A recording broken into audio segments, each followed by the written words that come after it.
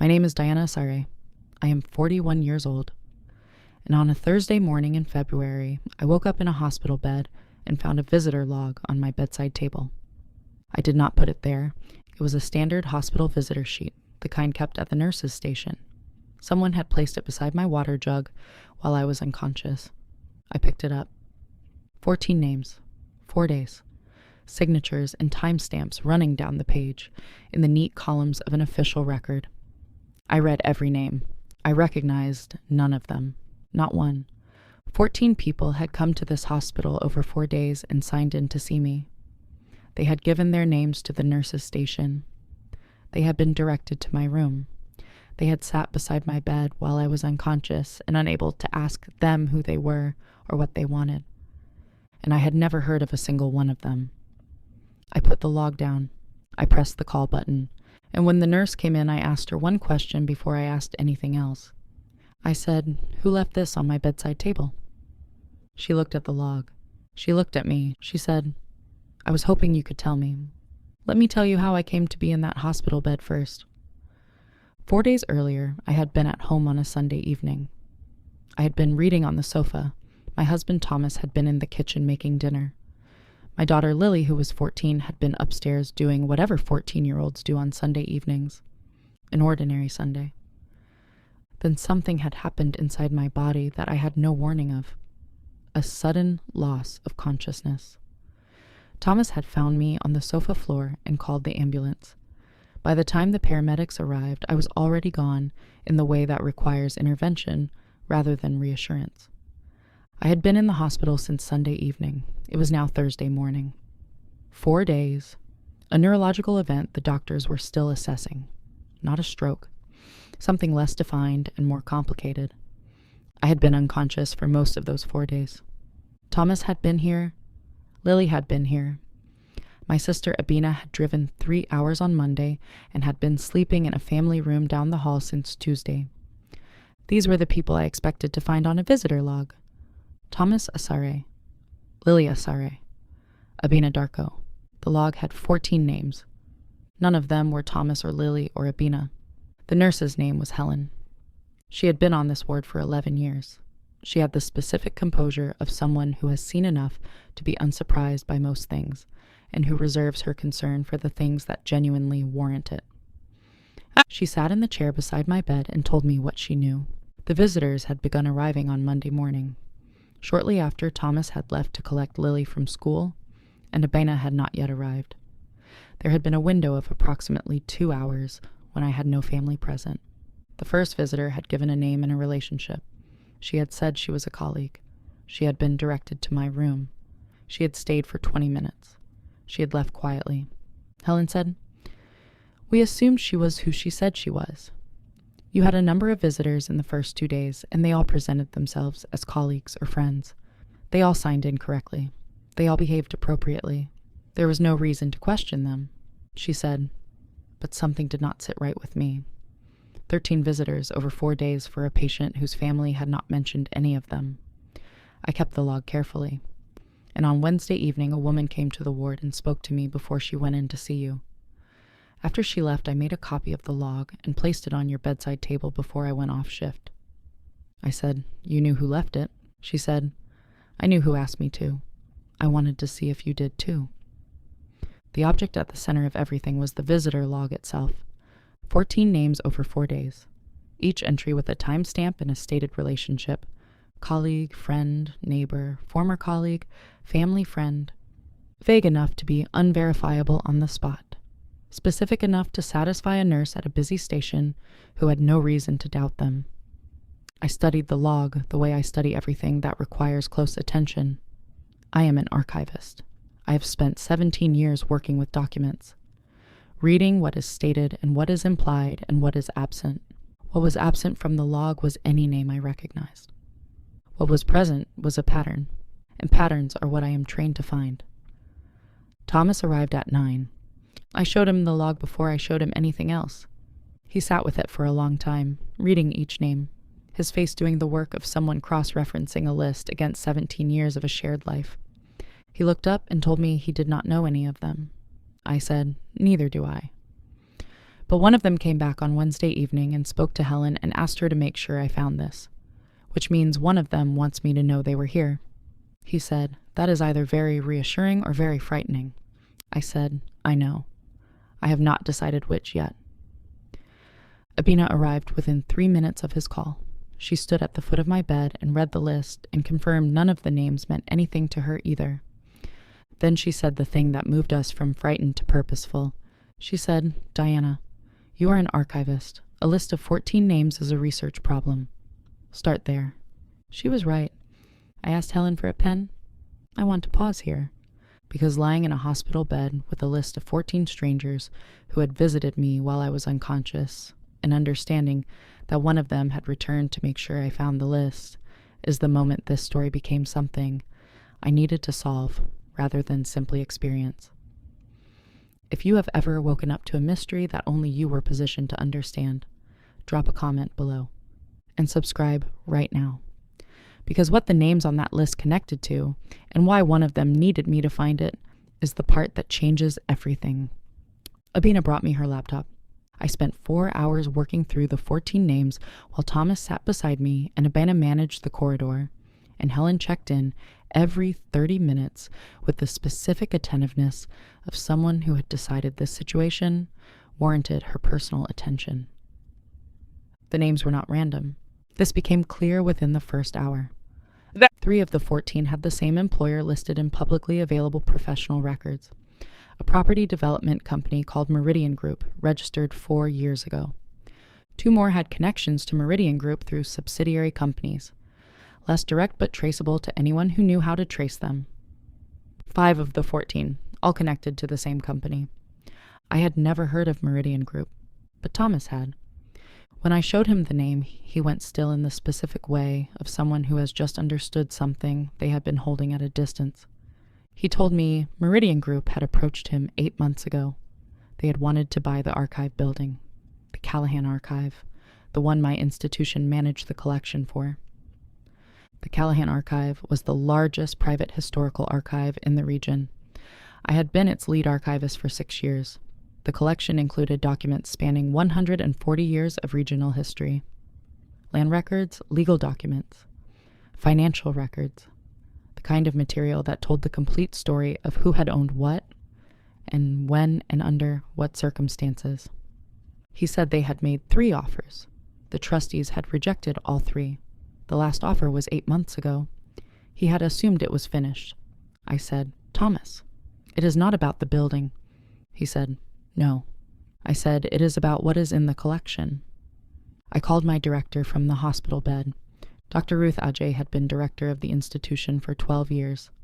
She answered on the second ring and listened without interrupting, while I told her about the visitor log and the 14 names and the 5 connections to Meridian Group.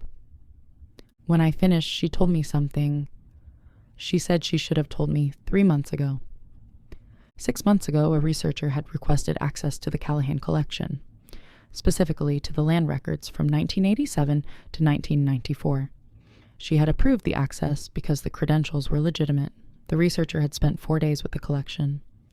2 weeks after that access, she had received a legal notice from Meridian Group. They had claimed certain documents in the collection were private commercial records that had been incorrectly archived and should be returned to them. She had referred the notice to the legal team. The legal team had determined the documents were correctly archived and the claim had no merit. They had rejected the notice. She had assumed that was the end of it. I said, "What was in the 1987 to 1994 land records?" She said, "Those records document a series of land transactions in the Eastern District, the land that Meridian Group is currently developing. The records show a chain of ownership that includes some transactions which, if examined by the right person, could raise questions about how that land was acquired." I said, "Questions that would affect Meridian's right to develop it?" She said, "Potentially, yes." I said, "And the researcher who accessed the collection 6 months ago?" She looked at the access log and read me the name. It was the first name on my visitor log. The 14th name on the visitor log was a woman named Clara Obi. I found her through professional records on Thursday afternoon. She was a solicitor. She specialized in property law and historical land claims. She had been practicing for 22 years. She had signed into my hospital room on Wednesday evening, the most recent entry on the log. She had also left her business card tucked into the back page of the log. I had not noticed it until Thursday afternoon when I turned the last page. A business card, her name, her firm, her direct line, and on the back in handwriting. I know what they are looking for. Call me when you are ready. I called her at 1600 on Thursday. She answered immediately. She had been expecting me. Clara talked for 40 minutes. She had been approached by Meridian Group 18 months ago to review their land acquisition documentation for the Eastern District development. She had reviewed it. She had found irregularities, specific irregularities in the 1987 to 1994 transactions that suggested the land had not been acquired through entirely clean means. She had raised her concerns with her client. She had been told the concerns were unfounded. She had been told the documentation was in order. She had not been satisfied. She had resigned from the case. She had then spent 12 months quietly researching. She had identified the Callahan Archive as the repository of the original land records. She had been the researcher who accessed the collection 6 months ago under her legitimate professional credentials. She had found what she was looking for. And then Meridian had sent the legal notice trying to retrieve the documents. And then I had collapsed on a Sunday evening and been admitted to hospital. Then she explained the other 13. She said, "I do not believe your collapse was connected to Meridian. I want to be clear about that. But when they heard you had been admitted, they became concerned about what you might know." She said, "They sent people to assess your condition, not to harm you. An unconscious person cannot tell anyone what she knows or does not know about a land archive. But the people beside her bed can observe who else is visiting, how serious the situation is, whether you are likely to recover quickly and return to work, whether your family seemed aware of anything significant." She said, "They signed real names because signing false names into a hospital log is a criminal act, and they are careful people. They presented themselves as colleagues and friends because those are unverifiable categories that a busy nurses' station accepts without question. They came, they watched, they left." She said, "I was the 14th. I came for a different reason." Then she explained the log. She said, "I did not take it from the nurses' station. Helen had been watching those visitors for 4 days, and something had not sat right with her. When I came on Wednesday evening, I told her who I was and what I believed was happening, and why I thought you needed to see the full record of who had been in that room. She made a copy. She placed it on your bedside table herself before she went off shift. She said, "Helen took a professional risk. She did it because she had watched 13 strangers come through that ward, and she trusted her instinct that it mattered. I thought about Helen saying I was hoping you could tell me, knowing exactly who had asked her to place it, wanting to see if I knew too. She had waited 11 years on that ward to develop that specific kind of judgment. She had used it correctly." Clara said, "The records in the Callahan collection are the key to a land claim that would significantly affect Meridian's development rights. I have a client, the family whose land was acquired in 1989, who has been trying for 3 years to understand what happened. The Callahan records are the answer." She said, "I need an archivist who understands that collection to help me understand what we have." I said, "I am currently in a hospital bed." She said, "I know. I am not in a hurry. The records have been there for 35 years. They will wait a few more days. Here is what happened in the 4 months after I was discharged. Clara and I worked together twice a week for 3 months. I guided her through the Callahan collection, the 1987 to 1994 land records, the specific chain of transactions that told the story of how the Eastern District land had changed hands. The records were clear to someone who knew how to read them. The 1989 acquisition had involved a transaction that had not been properly disclosed. A sitting tenant had been moved without the legal process being correctly followed. The land had then been sold twice in rapid succession at prices that did not reflect market value at the time.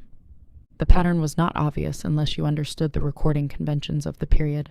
17 years of archival work meant I understood them. Clara filed the land claim on behalf of the family in month 3. Meridian contested it. The case is still proceeding. I cannot say how it will end. What I can say is this. The Callahan collection is intact. The records are preserved. The documents that Meridian's legal notice had tried to retrieve are evidence in an active legal proceeding and are therefore protected. The visitor log that Helen copied and placed on my bedside table is now part of the case file. Exhibit 4. Clara came to the archive on a Tuesday in June, the first time she had seen the physical collection, rather than the digitized records we had been working from. Bye. She stood in the reading room and looked at the shelves. She said, 35 years. I said, 140 if you count the full collection. The 1987 to 1994 records are one section. She said, and you have been managing all of this for 6 years. I said, 17 years in total across different institutions. 6 here. She said, Diana, the people who sent 13 visitors to your hospital room while you were unconscious. They assumed that assessing your condition would tell them something useful. They did not account for the fact that you are an archivist, that your instinct when you found that log was not to be frightened. It was to research. I said, Abena told me to start there. She said, your sister is a wise person. She said, but the instinct was yours. She was right. 13 strangers had assessed my bedside while I was unconscious. One had come back and spoken to a nurse who had 11 years of careful judgment. And that nurse had made a copy of a log and placed it on a bedside table and waited to see if I knew what to do with it. I always know what to do with a document. The visitor log is a copy. The original is with Clara's legal team. I have a copy in my desk at the archive. Not filed, just there, on top of the other papers. A document that should not have left the nurse's station filing system. That told me more than any of the 14 visitors could have said out loud. 14 names, 4 days. 1 woman who came back. 1 nurse who made a copy and placed it where I would find it. And a solicitor who knew that the right way to reach an archivist was to leave her a document and trust that she would know what to do with it. She was right. I always know what to do with a document. Here's what 14 names on a visitor log taught me. Pay attention to what is placed in front of you deliberately. Not every document arrives through official channels. Not every message comes through the people who are supposed to deliver it. Sometimes, the most important information arrives on a bedside table, placed there by a nurse who has been watching something that did not sit right with her for 4 days, and a solicitor who knew that an archivist would read carefully. Read carefully, research thoroughly. And when someone leaves a business card that says, call me when you are ready, call them. Because they have been waiting. And what they have been waiting to tell you has probably been sitting in an archive for 35 years. Drop a comment and tell me your story. I read every single one. And subscribe. I am here every week with a new story. She read carefully. She always does. That was enough.